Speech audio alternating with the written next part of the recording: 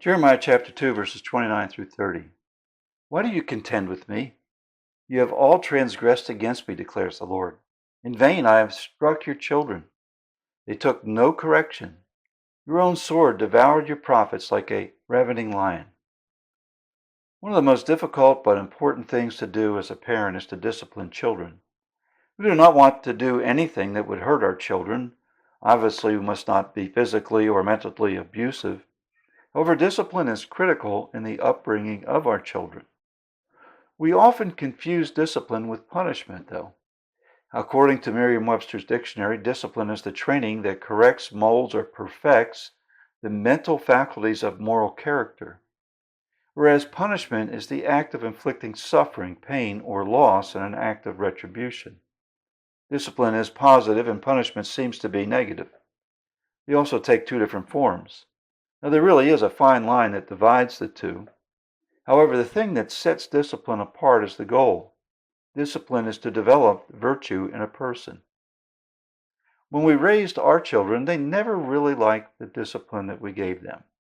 Frankly, I didn't like it either when I received it as a child. But it was essential in my upbringing. The nation of Israel here had turned their back on the Lord their God. They rejected the word of the true prophets of God. They mistreated and put the prophets to death because they brought a warning, a message of discipline to the nation that the nation did not want to hear. The warning was to return to the Lord, because the Lord was the best place to be. Only the Lord would provide for them with every blessing that they needed in life. He alone would provide for the protection and every necessary provision. Yet they chose their own way, and this would lead to their distress. We see this same situation being played out in our society today. Discipline is being abandoned. It is being abandoned in our homes and in our society. This abandonment has come in the guise of freedom.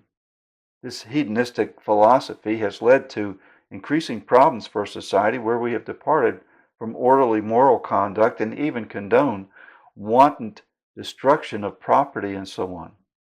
So how does this affect us as believers? Well, there are some churches that are now going the way of lawlessness. Preachers who are more interested in building the empire of a large church or denomination are overlooking the tough messages of Scripture. There are many who profess Christ that, if they actually read the Bible, will reject certain moral principles clearly delineated in the Word. Now, they may not transgress in these areas themselves, but will condone the actions of others who chose to transgress in these areas.